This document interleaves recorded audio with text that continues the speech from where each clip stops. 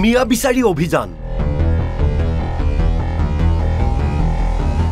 উজনিত মিয়াৰ বিৰুদ্ধে দিনে নিশাই ৰণদংকা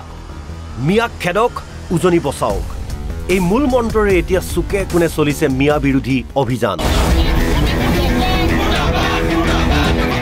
তিতাবৰৰ সচেতন যুৱ মঞ্চৰ আহ্বানত দেওবাৰে নিশা মিয়াক বিচাৰি অভিযান চলিল ৰেল ষ্টেচনত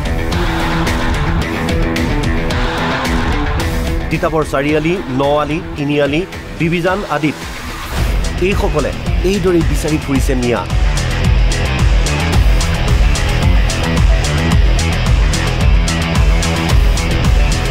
তিতাবৰ ত্যাগৰ নিৰ্দেশো দিছে মিয়াক ভাড়া নিদিবলৈ হকিয়ে দিছে ভাড়াঘৰৰ মালিকক আজি দিনতো আমাৰ কাৰ্যসূচী হৈছে আমি খুব শান্তিপূৰ্ণভাৱে আহ্বান কৰিছোঁ যিসকলে আনি মিয়া সম্প্ৰদায়ৰ মানুহক তেওঁলোকে বিভিন্ন কামত নিয়োজিত কৰিছে বা ভাড়াঘৰ প্ৰদান কৰিছে তেওঁলোকক আমি আহ্বান কৰিছোঁ অহা এসপ্তাহৰ ভিতৰত তেওঁলোকে আমাৰ এই খুব সুন্দৰ ঠাইখন এৰি গুচি যাব লাগিব তেওঁলোকৰ যি হিচাপ পাতি আছে তেওঁলোকৰ ঠিকাদাৰ হওক বা তেওঁলোকৰ মালিক পক্ষ সেইখিনি তেওঁলোকে চৰ্ট আউট কৰক এয়াই আমাৰ আহ্বান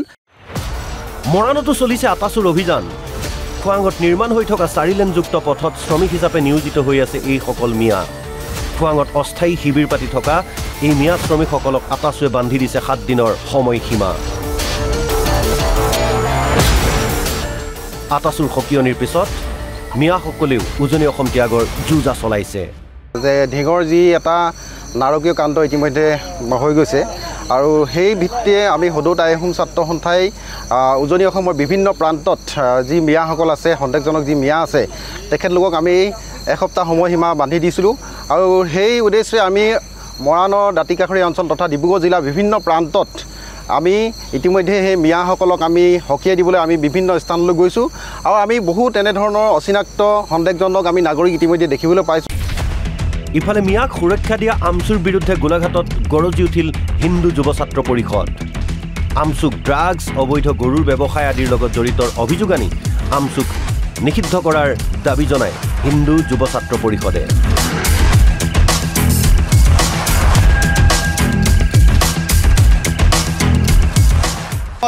আমচুক নিষিদ্ধ ঘোষণা কৰিব লাগে আমচুৰ সংখ্যালঘুৰ নামত ৰাজনৈতিক সংগঠন বা ছাত্ৰ সংগঠন কৰাৰ কোনো অধিকাৰ নাই আমচুৰ নেতাসকল অবৈধ গৰু সৰবৰাহকাৰী আমচুৰ নেতাসকল অবৈধ বাংলাদেশ সুৰক্ষাকাৰী উজনি অসমত মিয়া বিৰোধী অভিযান চলি থকাৰ মাজতেই পলাশবাৰীত মিয়াৰ বিৰুদ্ধে ওলাই আহিল পলাশবাৰী সুৰক্ষা বাহিনী ধুবুৰীৰ এজন মিয়া মিস্ত্ৰীয়ে পলাশবাৰীলৈ কাম কৰিবলৈ আহি পলুৱাই নিয়ে এগৰাকী হিন্দু বোৱাৰী দুজনীকৈ পত্নী থকাৰ পাছতো মিয়া ৰাজমিস্ত্ৰীয়ে তৃতীয় পত্নী কৰি লৈ গ'ল পলাশবাৰীৰ খিলঞ্জীয়া নাৰী ইয়াকে লৈ ক্ষুব্ধ পলাশবাৰী সুৰক্ষা বাহিনী সেয়ে মিৰ্জাৰ চকত সৰু সুৰা ব্যৱসায় কৰি জীৱন নিৰ্বাহ কৰা মিয়াক পলাশবাৰী ত্যাগৰ নিৰ্দেশ সুৰক্ষা বাহিনীৰ বান্ধি দিলে এদিনৰ সময়সীমা